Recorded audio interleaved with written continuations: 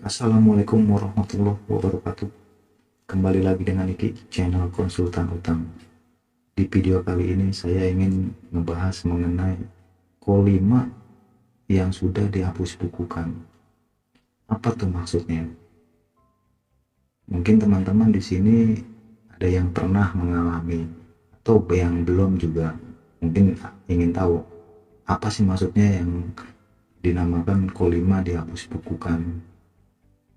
Tapi sebelum kita lanjutkan video ini, jangan lupa ya teman-teman, like, subscribe-nya, dan juga share-share-nya ke teman-teman yang membutuhkan. Jadi gini teman-teman, apa sih yang dimaksud Ko5 dihapus bukukan? Mungkin teman-teman di sini ada yang pernah mengalami, jadi ketika ngurusin pelunasan itu data teman-teman tuh ke lembaga penerbit pinjaman yang macet itu udah nggak ada. Jadi ketika dicek di sistem itu nama teman-teman udah nggak ada. Itu bukan berarti utangnya udah lunas ya, dalam artian emang nama mereka sudah dihapuskan, jadi mereka sudah nggak nagih lagi. Bukan berarti udah dihapuskan dari sistem mereka, teman-teman udah dianggap utangnya lunas, bukan. Tapi semua dihapus aja dari sistem mereka. Dan di slide kita itu selamanya mengawal terus bahwa itu kondisi macet, Ko5 macet, dan ada keterangannya juga di bawahnya dihapus bukukan. Kenapa bisa begitu? Kenapa bisa dihapus bukukan? Penyebabnya karena waktu pihak collection mereka datang ke area, dalam artian ke tempat kita, collection area mereka ya, ke tempat kita, itu mereka kesulitan menemui kita atau kita nggak pernah bisa ditemui. Tahu juga kita sudah pindah rumah yang mereka kehilangan jejak. Setelah mereka sulit menemui kita, mereka akan limpahkan ke jasa pihak ketiga atau jasa penagihan utang yang kerjasama dengan mereka pihak ketiga, jadi mereka bagi hasil. Di situ juga orang-orang jasa pihak ketiga itu nggak bisa nemuin kita atau susah, mereka kehilangan jejak juga. Mereka kan laporan ke pihak penerbit pinjaman itu atau penerbit kredit itu, jadi mereka sudah otomatis akan laporan ke OJK bahwa kita dalam artian slip kita itu kondisi macet. Mereka hanya ngasih laporan dihapuskan dari sistem mereka karena emang susah ditemui kita. Jadi apabila teman-teman di sini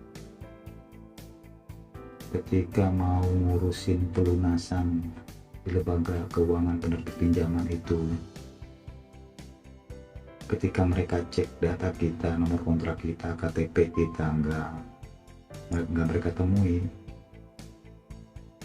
wajar aja karena emang udah dihapuskan dari sistem mereka.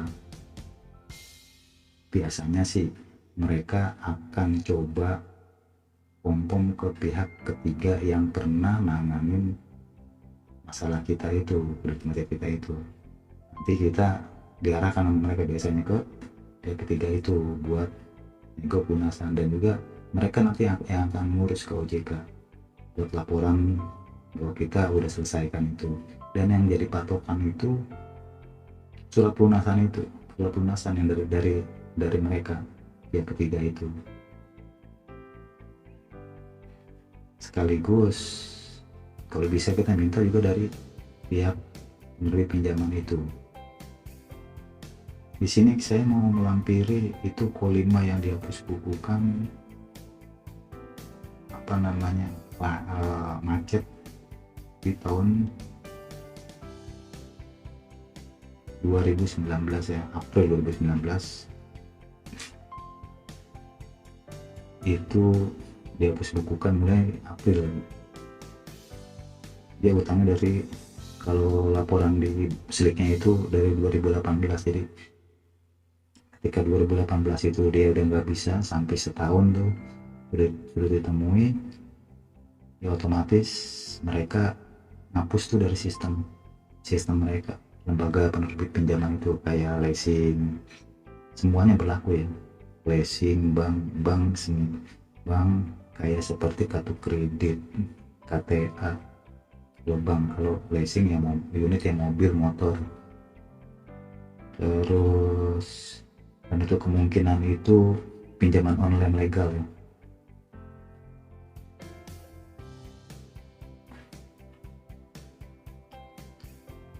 Dan gimana caranya ngurusin pelunasan apabila nama kita atau kredit kita macet, itu dihapus bukukan. Jelas pertama-tama langkah yang diambil itu ke lembaga keuangan penerbit pinjaman kita. Dari situ kita dapat telusuri, dalam artian mereka pasti buka sistem, nggak ada itu nama kita, udah hilang kan. Kita koordinasi ke mereka, kita biasanya bisa diarahkan ke dalam artian pihak ketiga itu, yang waktu mereka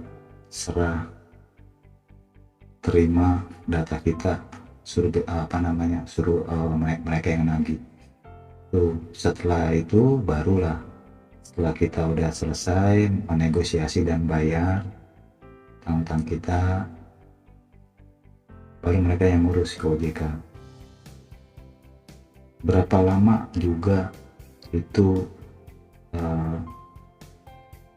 listrik kita itu normal kembali, artinya lancar kembali. Tergantung secepatnya mereka bikin laporan, tapi yang utama kan bagi debitur itu surat lunas apabila ingin melakukan pinjaman ke bank atau pinjaman ke lembaga keuangan yang sifatnya seperti BPR gitu kan. Jadi bisa dengan melampiri itu. Terkadang emang nggak semua bank mau langsung menerima, karena dilihat histori kita ya, karena pernah macet, dalam artian histori kita yang kurang bagus. Tapi banyak juga banget lembaga keuangan seperti BPR yang mau menerima. Itu semua pegangannya ya teman-teman, surat lunas itu buat pegangan kita. Sewaktu-waktu apabila masih belum dilaporkan juga ke OJK, kita bisa komplain ke mereka atau untuk mereka suruh segera laporkan bahwa kita emang udah clear urusannya dengan lembaga penerbit pinjaman itu yang sempat kita macet. Itu teman-teman, jadi resikonya kita Ko5 dihapus bukukan agak sedikit panjang perjalanannya untuk memulihkan nama kita kembali normal, kembali baik lagi, karena kondisi kita istilahnya emang udah nggak ada di sistem. Mungkin teman-teman paham ya di sini ya. Untuk sementara video gitu aja dulu untuk video ini. Jangan lupa like dan subscribe-nya, juga share-nya ke teman-teman yang membutuhkan agar channel saya pun dapat berkembang. Assalamualaikum warahmatullahi wabarakatuh.